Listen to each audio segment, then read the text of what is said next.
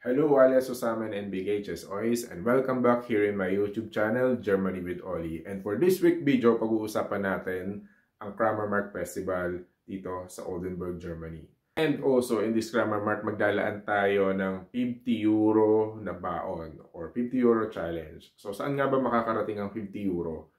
Sa Pilipinas, kapag may baon ka na around 3,400, which is equivalent to 50 euro, so pag pupunta tayo sa isang perya, medyo maganda na yon na baon or marami ka nang mabibili na pagkain at lahat siguro ng rides masasakyan mo na, no, sa 3,400 na budget. Here in Oldenburg Kramermarkt, let's see kung how far this 50 euro can go dito sa Kramermarkt o kung ano-ano ang mga mabibili sa 50 euro. So, tara, samahan niyo ako.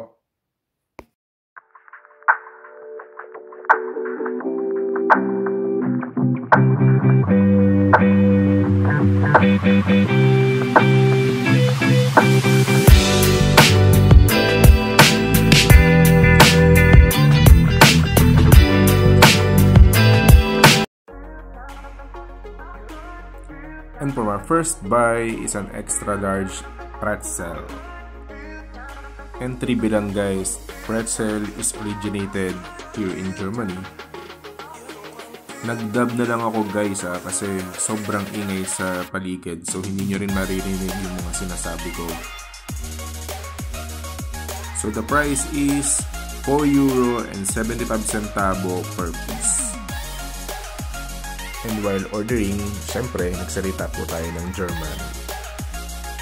At ang masaya at ang nakakatuwa is naintindihan niya yung mga sinasabi ko. So nagkaroon na ako ng confidence pagsasalita ng German.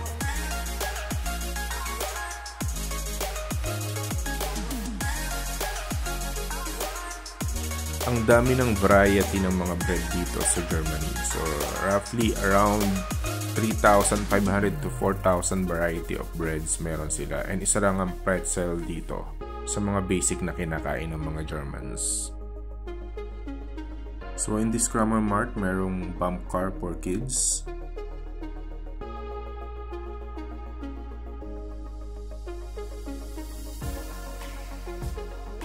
So itong take-off na to, similarly meron din ganito sa Star City and Enchanted Kingdom sa Pilipinas. But ito kasi sobrang bilis, kaya talagang mahihilo ka guys. Tinitingnan ko pa lang parang maha-high blood na ako pag sumakay ako.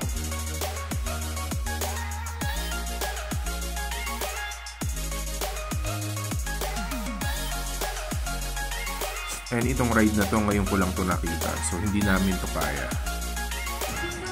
Ito naman 1 euro per blade. 3 euro.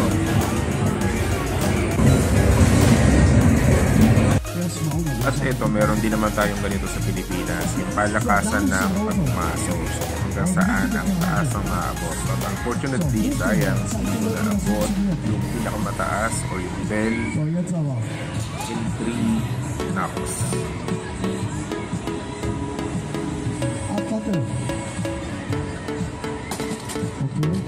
Dasselbe machst du mal, aber fester. Super.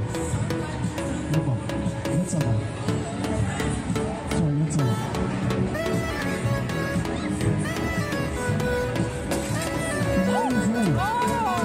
Einmal Gute. So einmal. Ein Stück. Das gibt's hier nicht.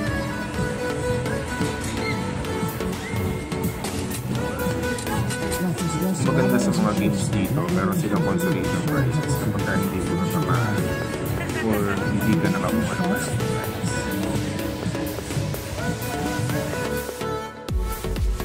So here in Bow and Arrow, the price is 5 euro for 3 arrows.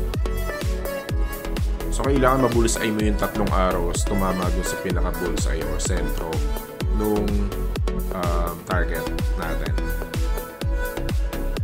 Isang beses lang ako naka-bullseye and yung dalawa sablay, kaya meron tayong consolation prize. Yeah, lila. Lila. Lila. Ay, lila. Okay.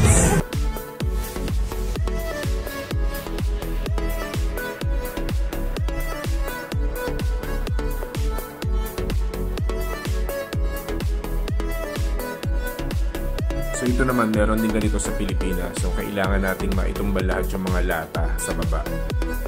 So for this game, the price is 5 euro per game.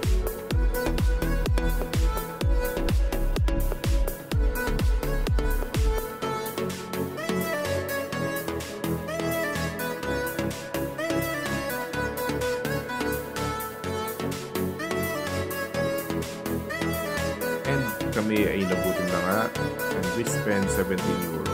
Sa aming dalawa na po yan.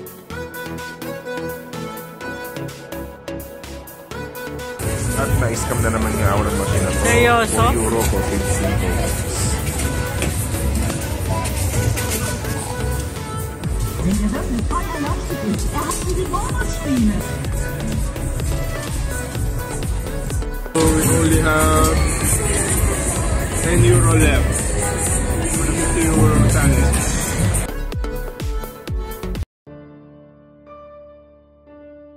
And pinasok na namin ni Miss itong horror house. Yung horror house nila dito hindi tinipid sa props. Good thing in this horror house is nakasakay ka sa parang maliit na tren and safe ka. So hindi kayo magkakatulakan ng mga kasama nyo and may iwasan din natin ang injury. At sa loob nga nitong horror house na to, ang dami naming tawanan at sigawan ni Mrs. na hindi ko na lang sinare sa inyo kasi medyo nakakahiya na sa edad namin. So para kaming nag-date ni Mrs. dito sa loob ng horror house. So masayang experience and nakakamiss din yung ganitong mga pagkakataon na paminsan-minsan makapag-unwind. Once a year lang kasi ang Kramer Mart and it only runs for 2 weeks. So talagang kailangan natin na-experience. Yung mga local talaga, nilulook forward nila ang pumunta dito sa Kramer Mart once a year.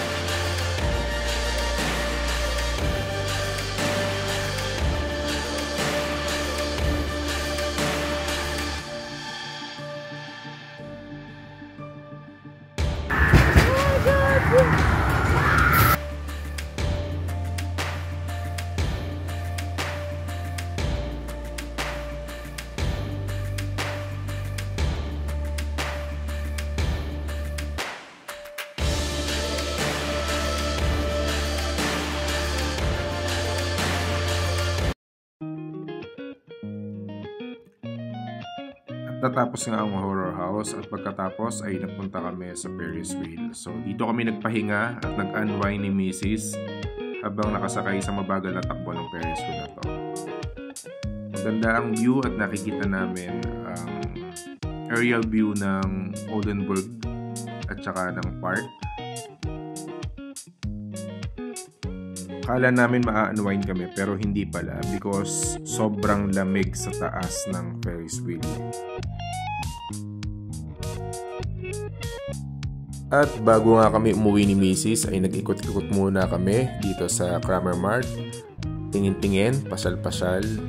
And with regards naman doon sa ating 50 euro challenge, hindi siya kasya guys. No? So kailangan at least mga 200 to 300 euros ang baon natin dito or roughly mga almost 15 to 18,000 pesos sa Philippine peso para mas ma-enjoy mo ang Kramer Mart.